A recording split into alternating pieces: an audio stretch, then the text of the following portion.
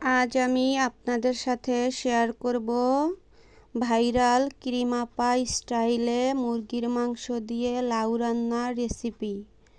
এই রেসিপিটা এতই মজার এবং এতই সুস্বাদু হয় যে একবার রান্না করে বাসায় খেয়ে দেখবেন এর স্বাদ অতুলনীয়। এর স্বাদ অন্য কোনো রান্নার সাথে তুলনা করা যাবে না। খুবই মজার এবং খুবই টেস্টি হয় এই লাউ আর মুরগির মাংসের তরকারিটা। তো চলুন শুরু করি। আসসালামু আলাইকুম, কেমন আছেন সবাই? সুন্দর দিনের নতুন আরও একটি রেসিপি দেখার জন্য আপনাদের সবাইকে ফ্যামিলি কুকিং অ্যান্ড ব্লগ চ্যানেলে স্বাগত। এইখানে আমি আজকে কিরিমাপার স্টাইলে মুরগির মাংস রান্না করব। এর কারণে প্রথমে সমস্ত মশলা, পেঁয়াজ, আদা রসুন বাটা, গরম মশলা, কাঁচামরিচ, তেল, লবণ সব একসাথে এবং পানি, এগুলো সব একসাথে দিয়ে মশলাটা সুন্দর করে কষিয়ে নিতেছি ভাজা ভাজা করে। এই যে দেখেন, আপনারা এইভাবে বাড়িতে ট্রাই করে দেখতে পারবেন। ব্যাচেলার যারা আছেন তাদের জন্য তো খুবই উপকারী, কারণ বারবার মশলা দেওয়া, চুলার উপরে রেখে একটা ঝামেলা, আবার ভুলে যাওয়ারও ব্যাপার থাকে, পরিমাণ বোঝা যায় না। তো এইভাবে সমস্ত মশলা একবারে দিয়ে কষিয়ে নিলে আশা করছি কোনো ভুল হওয়ার চান্স নাই এবং খুবই মজাদার হয়। অনেকে ভাবতে পারেন যে এইভাবে রান্না করলে হয়তো টেস্ট আসবে না, ভুল। খুবই টেস্ট হয়েছিল এবং খুবই মজার হয়েছিল।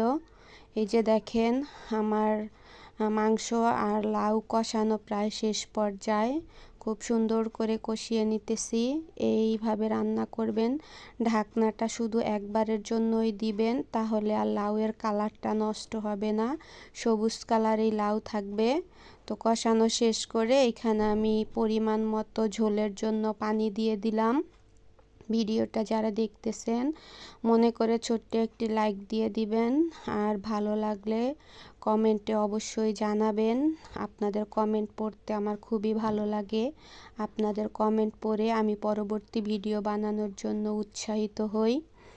আর নতুন যদি কেউ দেখে থাকেন তাহলে চ্যানেলটি সাবস্ক্রাইব করে আমার বন্ধু হতে পারেন। তো এই যে দেখেন, অনেক সুন্দর একটি কালার এসেছে। এখানে কিন্তু কোনো ফিল্টার, ক্যামেরার কোনো ফিল্টার আমি ইউজ করিনি। এই রান্নাটা বাচ্চাদের জন্য খুবই উপকারী হবে, কারণ যেসব বাচ্চারা লাউ তরকারি খেতে চায় না, মুরগি দিয়ে এইভাবে রান্না করে দিবেন, তারাও খুব আনন্দর সাথে খাবে। তো আমার লাউ আর মুরগির মাংস রান্না শেষ।